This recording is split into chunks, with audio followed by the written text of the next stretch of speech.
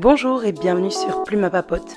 Nous nous retrouvons aujourd'hui pour un nouveau Plan With Me pour le mois d'octobre. Mais avant cela, regardons un petit peu ce qui s'est passé en septembre. Comme tu peux l'entendre, j'ai la voix totalement cassée grâce à une bonne laryngite. Mais je voulais quand même venir en vidéo ce mois-ci vous montrer le résultat de mon mois de septembre et surtout ma mise en place du mois d'octobre. J'ai adoré bujoter dans mon bugeot ce mois-ci grâce notamment donc à ces spreads, ces collections qui m'ont pris pas mal de temps comme tu as pu le voir dans la vidéo du mois passé. Ça a été un résultat vraiment que je n'attendais pas. Malheureusement, la rentrée est passée par là, la laryngite également, et donc j'ai pas utilisé mon bugeot autant que je l'aurais voulu, même si les collections par semaine m'ont bien rendu service. Comme tu peux le voir à l'image, elles n'ont rien de vraiment spécifique, mais honnêtement, elles ont fait le taf et m'ont permis de rester organisée et on top of the world et des tâches à accomplir durant ces semaines. Je te montre là où j'en suis et sans plus tarder, on va tout de suite passer à la mise en place. J'ai décidé de faire les fonds de tiroir et d'aller chercher le matériel dont je disposais déjà pour cette mise en place. Donc voici les washi que je vais utiliser. Ce papier cadeau que je garde depuis au moins 2 ans et que je vais enfin utiliser. Un papier vélin. Et là, voici toute une collection de stickers qu'il me semblait approprié pour l'automne. J'ai des stickers Action pas ouverts que je vais éviter d'ouvrir, des planches déjà ouvertes et puis des planches par des petites créatrices que j'adore, notamment Valley of Paper, MP Papeterie et Bugeot et Gribouillis. Et puis ces stickers de chez Boberry, une boutique qui n'existe plus et que j'ai depuis au moins 2016-2018. Donc j'essaye très honnêtement d'écouler mon stock d'ici la fin de l'année avant de repasser commande auprès de boutiques que j'adore. Soit dit en passant, tout le matériel que j'ai utilisé pour ce Plan With Me est listé dans la barre d'infos, donc n'hésite pas à aller voir et à cliquer sur les liens. Ce sont des liens affiliés pour la plupart qui me permettent de toucher une petite commission quand tu passes commande. Pour cette mise en place durant le mois d'octobre, il n'y a pas beaucoup de techniques, on va pas se mentir. Et donc pour continuer à préserver ma voix et rendre la vidéo la plus agréable possible, je ne vais pas beaucoup parler le reste de la vidéo car il s'agit énormément de collages de stickers et de morceaux de papier ainsi que de décoration avec du washi tape. Bref, rien de très folichon, donc je te laisse apprécier les images.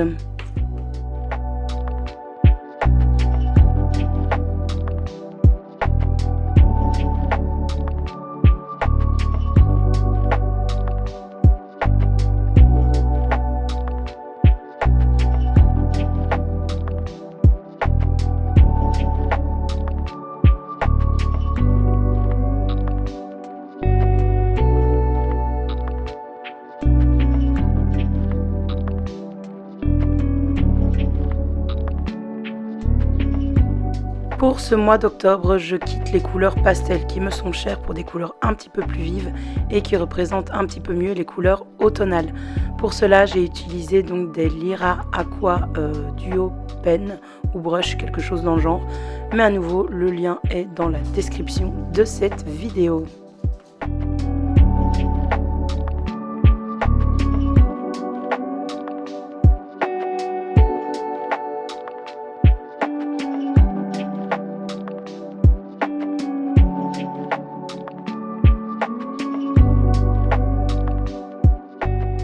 Je laisse un espace vide au centre de la page à gauche afin de venir noter une citation au cours du mois. Par rapport à mon planning, rien de bien nouveau, on retrouve la disposition en 3 colonnes qui m'est très chère et qui fonctionne ma foi très très bien et qui me permet de noter énormément de choses dans un espace professionnel, personnel et contenu de création, donc Instagram, YouTube et Twitch désormais. Le mois d'octobre, on va pas se mentir, va être ultra chargé avec les conseils de classe, donc il me faut tout cet espace pour bien garder une vue d'ensemble sur mon mois et mon planning.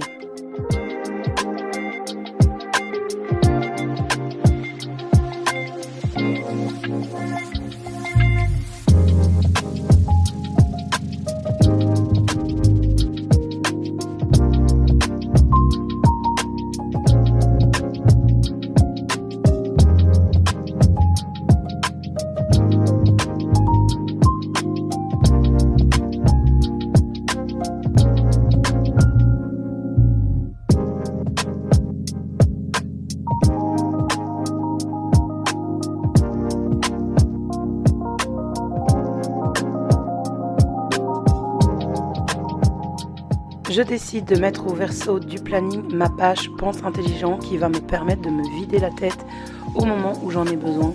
Il s'agit d'un grand espace auquel j'ai recours la plupart du temps en début de semaine, mais également parfois à la volée lors de mon travail, car il me faut toujours un espace où noter les différentes choses à faire pendant le mois.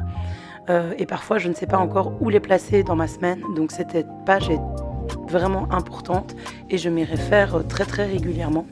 Je décide en fait de diviser la page en 4 espaces différents.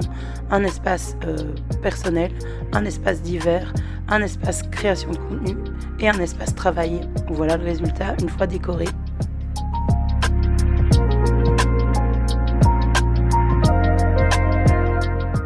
J'ai décidé de réutiliser cet ancien tracker qui date de 2019. Donc pour l'adapter, je mets un petit peu de couleur et je vais repasser sur les jours histoire qu'il soit adapté à 2023. Et une fois que ça s'est fait, en fait, on n'y voit que du feu. Et il va pouvoir donc totalement remplir son office dans mon bullet journal ce mois-ci. En face de la page de tracker d'habitude, je note mes 3 objectifs du mois et je vais me référer à ces 3 objectifs pour traquer mes habitudes. Il y a un lien bien entendu entre les objectifs et les petites actions concrètes que j'accomplis au quotidien, histoire d'arriver à concrétiser ces objectifs. Pour décider de mes objectifs, j'y ai pensé en fait en tout début d'année et je vais revoir en fait les objectifs que je dois encore accomplir pour 2023. C'est donc quelque chose d'assez bien pensé et de vraiment diviser en petites étapes, histoire d'y arriver et que ce ne soit pas juste des bonnes résolutions, mais vraiment des objectifs à atteindre.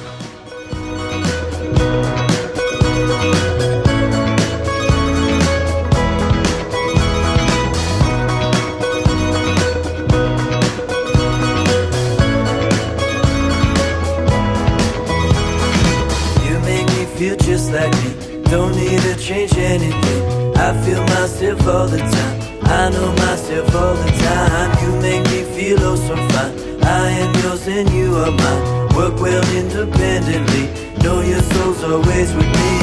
You're loving, oh you're loving. I feel so loved all the time, I feel your love all the time. You're loving, oh you're loving. I feel so loved all the time, I feel your love all the time.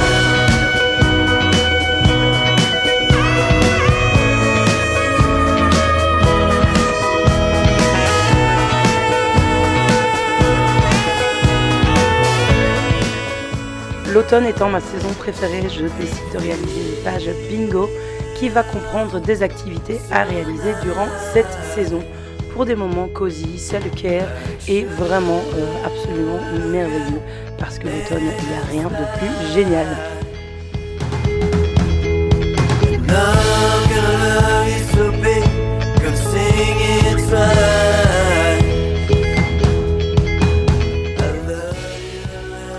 Et oui, cette grille est totalement de travers et vraiment pas numériquement acceptable. Mais écoutez, voilà, j'ai tout improvisé et il faut savoir embrasser les erreurs dans son bullet journal. Ça fait une petite page sympa quand même.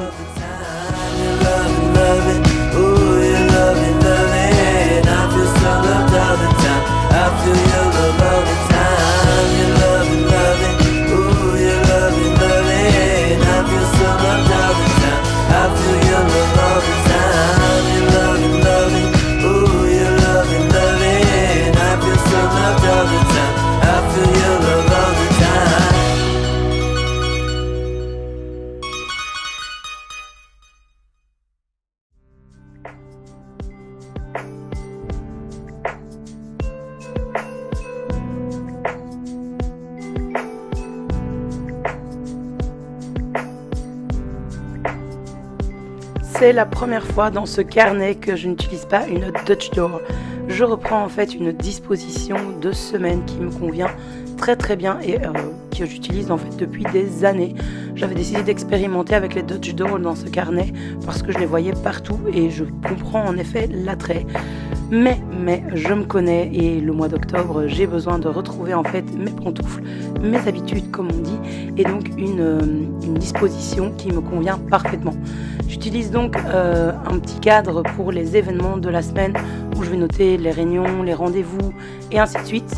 Un cadre pour mes repas et à droite, je vais pouvoir directement noter mes to-do list par jour. Donc c'est le retour des dailies dans mon bullet journal. Et enfin, voici le flip-through. Je vous laisse en profiter en musique. Un grand merci d'avoir regardé la vidéo. N'hésite pas à la commenter et je te retrouve très vite sur les réseaux sociaux.